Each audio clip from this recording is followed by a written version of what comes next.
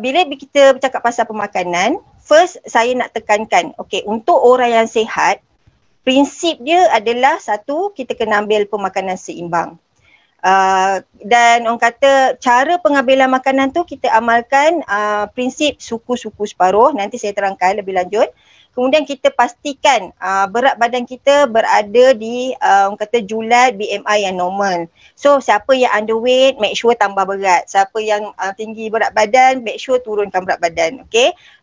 Target kepada BMI yang normal dan pastikan kita ada buat aktiviti fizikal. Terpulanglah aktiviti fizikal tu dalam bentuk apa.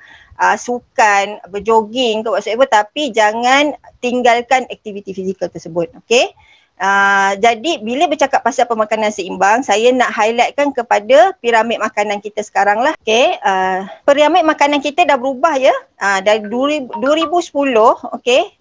Kalau nak diikutkan bahagian bawah, tayar yang bawah sekali tu, lapisan di bawah sekali, pada tahun 2010 kita actually meletakkan kumpulan karbohidrat sebagai makanan yang perlu diambil paling banyak. Okay. Tapi pada tahun 2020 kita telah ubah, kita tukar sayur di bahagian lapisan yang kedua tu kita tukar kepada aras yang pertama dan lapisan karbohidrat kita tukar kepada aras kedua. So ini sebenarnya menunjukkan keperluan kepada pengambilan sayur-sayuran dan buah-buahan tu adalah yang paling utamalah. Sebab dalam kes pesakit kanser, sebenarnya bila kita tengok patient kanser ni most of the time kadang-kadang kita dapati dia punya tabiat pemakanan adalah paling kurang ambil sayuran dan buah-buahan. Okey. Bila kurang ambil sayur dan buah-buahan, dalam sayur-sayuran dan buah-buahan ni dia ada bahan anti-karsinogenik, antioksidan lah maksudnya. So this antioksidan actually berfungsi untuk mengurangkan interaksi genetik kita dengan bahan-bahan yang menyebabkan kanser tu lah. Jadi bila kita kurang ambil sumber pemakanan yang begini, risiko tu akan meningkat. Ini berdasarkan kepada pengalaman saya dan juga rakan-rakan saya yang berkhidmat di Institut Kanser. Bila kita buat orang kata diet recall, most of the time patient memang jarang ambil ataupun mengamalkan pengambilan sayur di dalam makanan harian diorang. Saya nak sentuh pasal prinsip suku-suku separuh. Saya nak highlightkan, okay, prinsip suku-suku separuh ni ataupun kita panggil pinggan sihat Malaysia, dia bukan sekadar untuk orang sihat tau sebenarnya. Jadi orang kata ini merupakan amalan yang sepatutnya diterapkan setiap hari di kalangan rakyat Malaysia. Jadi kalau kita tengok dekat sini, suku daripada bahagian pinggan tu kita kena ambil ikan, ayam, daging dan kekacang. Suku lagi adalah daripada kumpulan karbohidrat macam nasi, mi, roti, bijirin, produk bijirin dan ubi. Dan half of the pinggan tu sebenarnya kita kena allocate ataupun kena khaskan untuk pengambilan sayur-sayuran dan buah-buahan. Okay. Macam saya cakap tadi, jadi dia seimbang dengan kita punya prinsip piramid makanan yang terkini. Iaitu kita nak pengambilan tu lebih kepada sayuran dan buah-buahan. Okay. Jadi ini sebenarnya dia orang kata ultimate goal dalam orang kata, dalam pengambilan makanan harian, bukan saja untuk orang sihat, juga untuk orang yang ada masalah penyakit. Tak kisah penyakit apa, especially untuk pesakit kanser. Okay. Jadi tengok dan hadam, jadi orang kata jangan lupa dia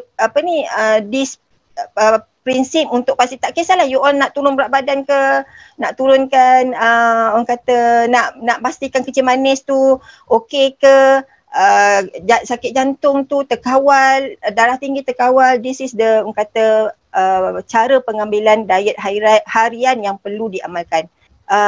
Untuk makanan pesakit kanser, dia ada pantang tak? Ataupun makanan tu ada tak yang untuk sembuhkan kanser? Sebenarnya actually tak ada pun exactly the fact yang kata betul ada boleh sembuhkan kanser, no. Okay, amalan dia tetap sama macam sebelum kita sakit. Pemakanan seimbang, suku-suku separuh, jaga berat badan dan juga pastikan aktiviti fizikal tu berkekalan. Okay, kenapa saya tekankan kepada berat badan? Sebab berat badan ni adalah salah satu indikator yang paling bagus untuk kita kesan sama ada kita mengalami masalah malnutrisi tu tadi. Maknanya bila kita kurang berat badan, bermaksud pengambilan makanan harian kita dah mula berkurangan. Dan kita kena ingat pesakit kanser, tak kisahlah kanser jenis apa pun, at one point of time biasanya dia akan mengalami masalah dengan pengambilan diet harian dia. Contoh, dia akan hilang selera makan, dia akan ada masalah orang kata mucositis ke yang menyebabkan dia punya pengambilan makanan dia akan terganggu, dia akan ada tu contoh macam breast cancer, kalau dia ada masalah pain, kadang-kadang setengah orang bila dia rasa sakit terus efek kepada selera makan dan akhirnya dia tak makan sangat. Dia akan macam kata sentiasa rasa nak tidur, nak orang kata nak rehat saja dan dia langsung tak ingat pasal apa yang dia perlu ambil nak makan hari dia sebab dia terlalu sakit kan. Jadi bila ini berlaku, dia akan induce kepada penurunan berat badan. Okey, bukan tak bagus turun berat badan especially pada orang yang ada masalah berat badan berlebihan, tapi at that time masa kita tengah treatment ataupun kita tengah orang kata menerima rawatan, dia ada tempoh kan, radioterapi, kemoterapi, surgical.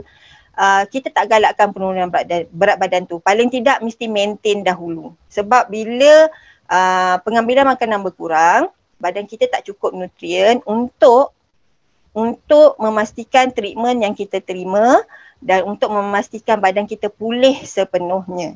Saya suka dalam mana-mana ceramah saya suka guna analogi, kita naik kereta, kalau nak pergi sesuatu tempat kena isi minyak.